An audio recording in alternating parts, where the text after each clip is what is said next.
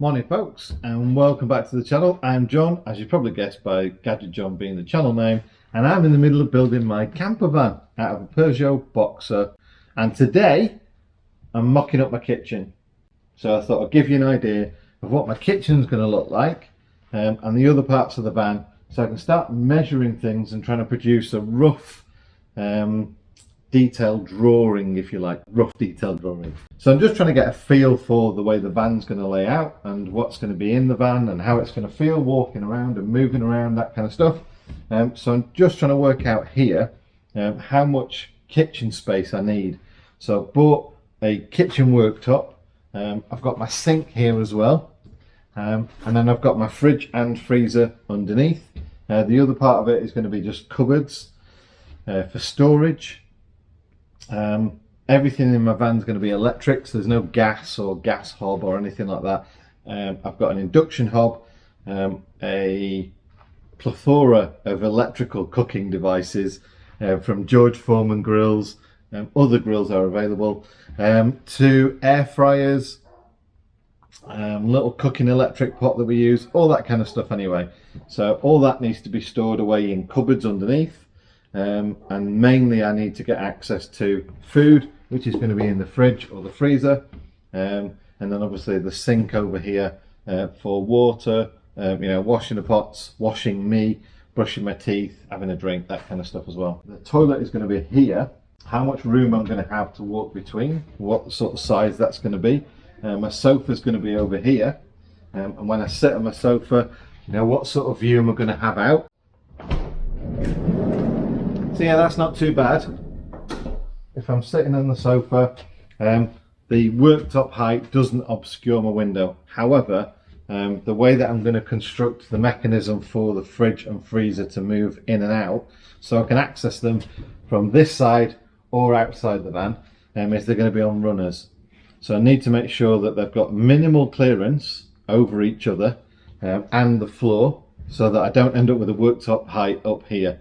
I think this is absolutely ideal. If it was like maybe 2 or 3 centimeters, 5 centimeters higher or whatever, that'd still work fine. So that's my sink, which is a decent sized sink, so you can get all the plates and cutlery in there and everything to wash up.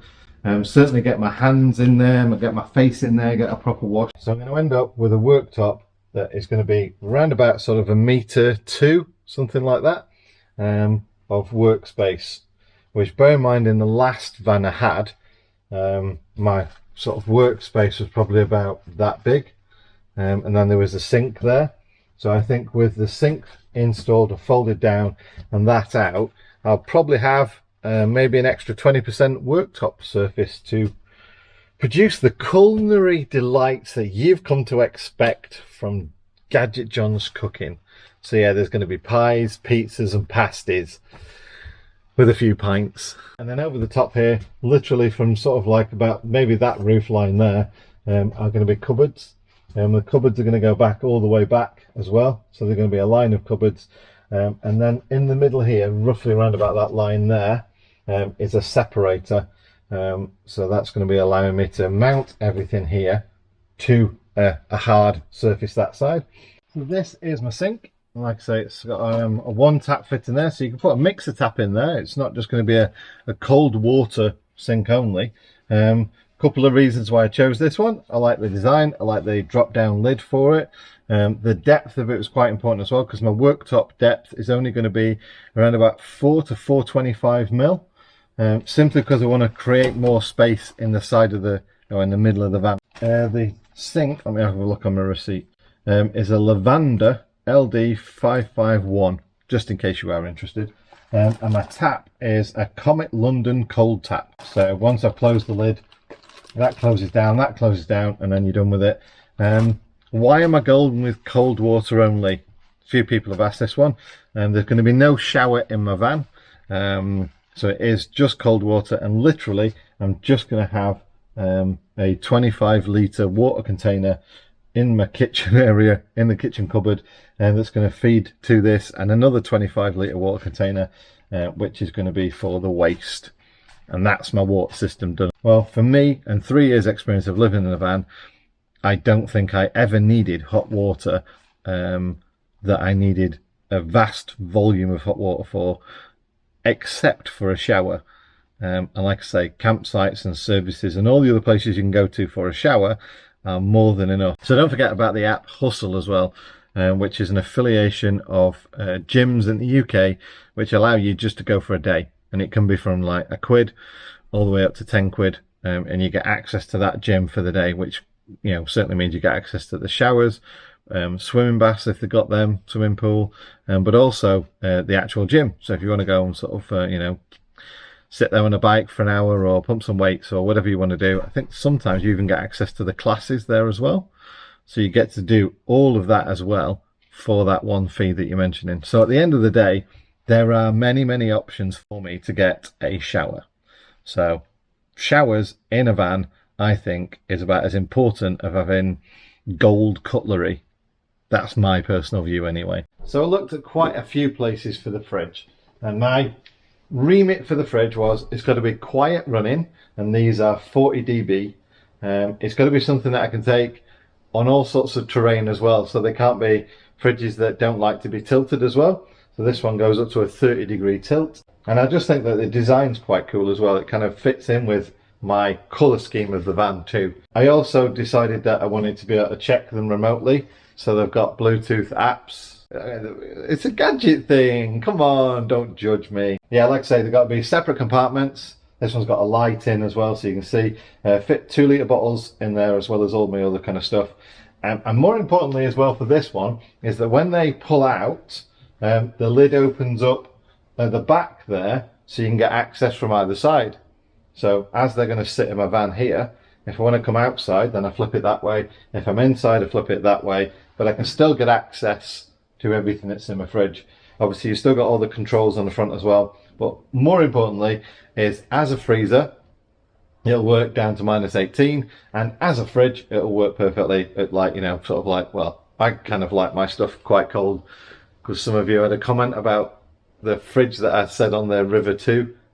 Was set like to -3. I like my stuff really cold, and I found this from Direct 4x4, so I'll link in the video description down below, because they actually do some really cool accessories as well. More so if you're a bit more adventurous like me as well and like to go off the beaten track. So there's recovery tracks in there, all sorts of other accessories and bits and pieces that you want, but I'll go over that another time, because I might actually go down there when I've built my van, because here's a little bit of a thing for you. They sell something that I'm going to fit on my van that I don't think anyone else has fitted on a van. So click the link down below to Direct 4x4, have a shufty, and see if you can see anything that John's going to fit to his van that no one else has maybe fit to their van.